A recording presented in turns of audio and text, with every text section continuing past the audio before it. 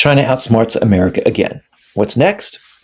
China just played another winning hand, and Trump still bluffing, still losing, still pretending he holds all these aces when the deck's already been shuffled. Well, good news, everybody. China is talking about going to war with the United States. Isn't that great? We're just a month and a half in to this orange criminals term, and already we've got the possibility of war with China. Let me read a little bit of this article to you. China has said it is, quote, ready for war with America as it raises defense spending and imposes retaliatory tariffs on U.S. imports.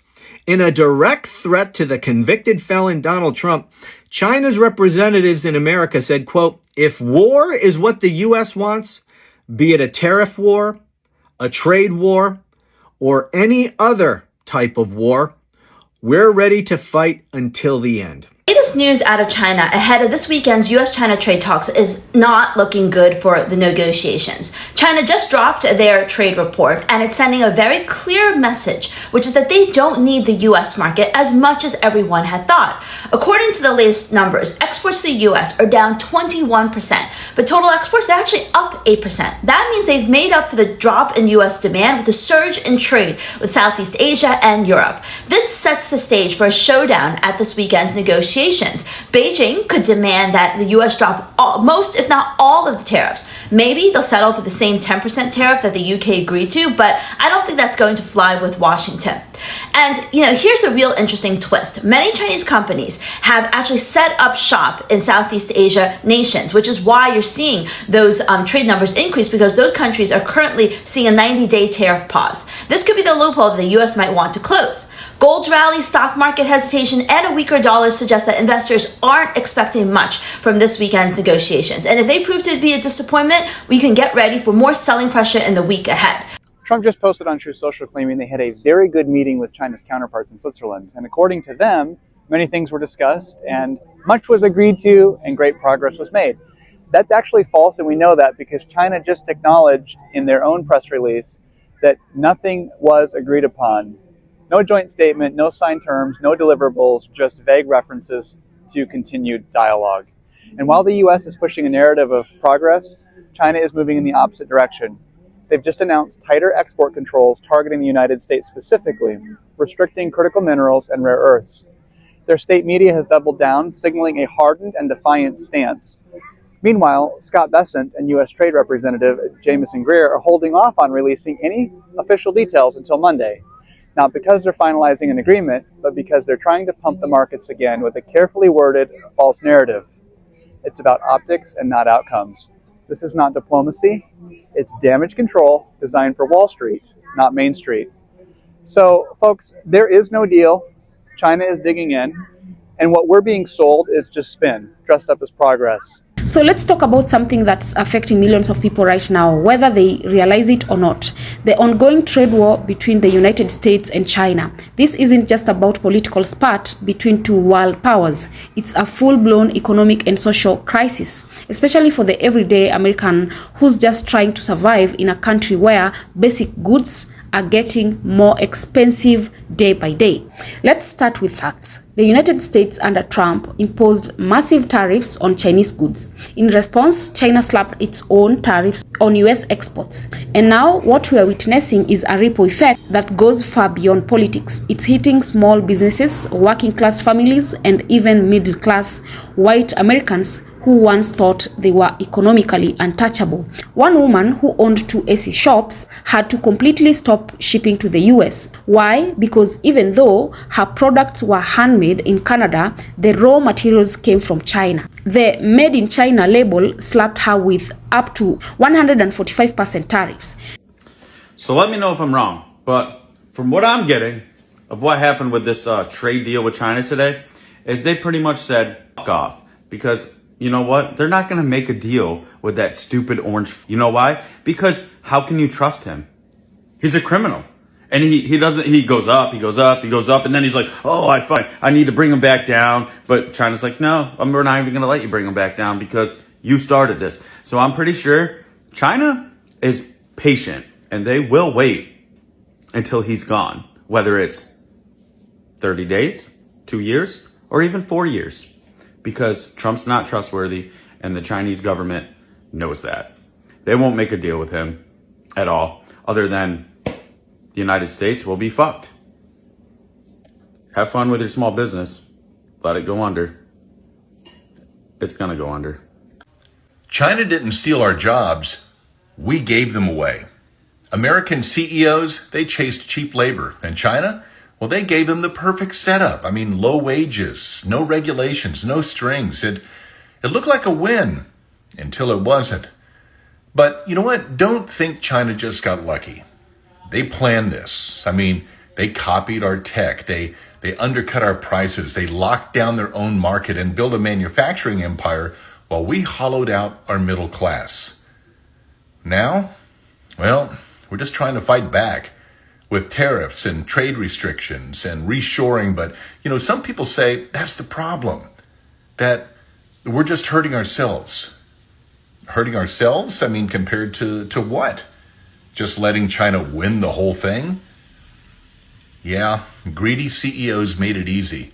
But China designed the trap and, well, we walked right into it. So what's the real story? Are we finally standing up for ourselves, or just waking up a little too late? A necklace worth $15 could end up costing an American buyer over $21. That's insane. Now, multiply that cost across thousands of products. Electronics, clothing, car parts, furniture, these are luxury items. These are basic things people use every day. And while prices are skyrocketing, wages are not. Rent is up, groceries are up, gas is up, but paychecks still stuck. Americans are being squeezed from every direction, and it's only getting worse. Here's the kicker. This economic pressure isn't just hitting minority communities. It's now crashing down on poor, middle-class white Americans too.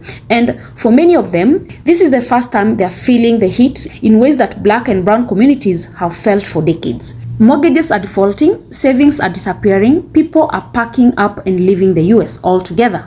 They call it the Great Escape. Remote workers, retirees, even families moving to Mexico, Costa Rica, and yes, even parts of Africa, because it's simply too expensive to survive in the US. This should be a massive wake-up call, but it gets deeper. You see, this isn't just an economic issue, it's a racial and geopolitical issue. China isn't just responding to these tariffs with numbers.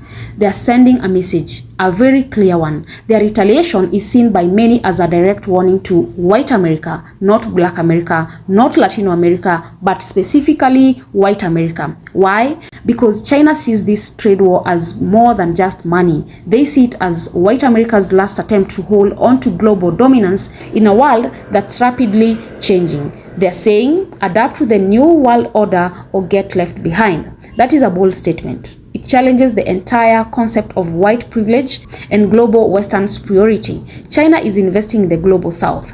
Countries like Brazil, Nigeria, India, and Indonesia, they are forming new alliances. They are building infrastructure, they are trading, and what is the US doing? Still clinging to outdated slogans like "Make America Great Again." Meanwhile, the rest of the world is moving forward. When it comes to the USA, we have never had the upper hand over China. Let's talk about how China has just executed the longest hustle in modern history. For decades, we have been conditioned to believe that China is just one giant sweatshop pumping out crap while we are the sophisticated, high-end innovators. And it turns out China has just been patiently waiting for us to be completely dependent upon their manufacturers. They have been mastering every technology, absorbing every industry, and then building an empire that doesn't need us half as much as we need them. And just when Trump thought he was going to flex up on China with his tariffs and trade war, they bitch slapped us right back with transparency. People forget that TikTok is owned by China, so it's not a surprise that every other video right now on your FYP is a Chinese person exposing the insane amount of markup that we pay for the products that they make for pennies on the dollar. Luxury handbags that are going for $3,000 to $5,000 in the United States are now being sold directly from manufacturers in China for $100 to $150. Premium skincare and perfumes are repackaged and sold for 10 times the price. China hasn't even had to fight in this trade war. They literally just drop the receipts and let Americans wake up and say, oh my God, we have been duped. China's domestic market is operating faster, more efficiently, better, and cheaper with products and things that we invented, from EVs to AI. They have a high-speed rail system that makes our Amtrak look like a horse-drawn carriage. Their cities are so high-tech and high-end, they put our crumbling infrastructure to absolute shame. So after decades of the US media painting China as some dystopian sweatshop, Americans are waking up. Chinese consumers get better deals than we do. Chinese technology is significantly more advanced than ours. Chinese manufacturing isn't inferior, it's just that the United States chooses to sell us overpriced garbage. So now, instead of fearing the Chinese people and that country like we've always been conditioned to, we are now cheering them on while they expose the rot inside of our own system. China didn't destroy American capitalism. They held up a mirror to it and let it destroy itself. Let's talk about Temu, an online platform that used to ship cheap products from China to America consumers. That's over now. After the US cut off the de minimis provision loophole, Temu and others stopped shipping directly to the US. Import charges are now up to 150% for some items. And guess who's paying for that? Not the CEOs, not the politicians, but regular Americans. Ports in major US cities are reportedly empty. Seattle, Galveston, New York, Texas, no containers, no goods, no businesses. And this isn't just a temporary glitch. It's a sign of a deeper systemic problem. Companies are outsourcing, small businesses are closing, the American dream is fading fast. People are scared. Gun sales are rising, shelves are empty, tensions are high, communities are breaking down. This is the kind of pressure that creates chaos, the kind of pressure that breeds desperation, hate, and division. And yet, amidst all this, some Americans are still supporting policies that make things worse for them. Tariffs were supposed to hurt China, right? But what actually happened? China found new trade partners, created incentives for foreign tourists, expanded their port access, and even offered tax refunds on shopping. They played it smart. Meanwhile, Americans are struggling to afford eggs and rent. China even reportedly trolled the US president by playing Obama's speeches while he was on hold. They adopted the phrases, "Make China Great Again." That's not just pettiness, that's psychological warfare. It's mocking the very slogan that was supposed to bring pride and prosperity back to the rural America. Let's be honest. This isn't just about trade anymore. This is about global power struggle, a battle of ideologies, the West versus the rising global South, and it's not looking good for the West right now. Africa, for example, holds resources like uranium, which is used in devices like iPhones, yet countries like Congo are still war-torn and unstable. Why? Because global powers benefit from Africa staying poor and divided. If Congo were at peace, it could control its own resources. That could change the game. China knows this. That is why they're investing heavily in African infrastructure and partnership. Meanwhile, the US is focused on sanctions, wars, and trying to police the world, but it can't even feed its own people properly. What we are seeing is the beginning of a global power shift, and if America doesn't wake up, it will be left behind. Let's wrap this up with one last point. The tariffs were supposed to protect American jobs, but they've done the opposite. They've driven companies to outsource, made life more expensive, and divided the country even more. And now, poor white Americans, many of whom supported Trump, are realizing that the system doesn't care about them either. They are going through what black communities have endured for decades. Poverty, joblessness, anxiety, instability. Some are waking up. Others are still in denial, but the truth is hitting hard.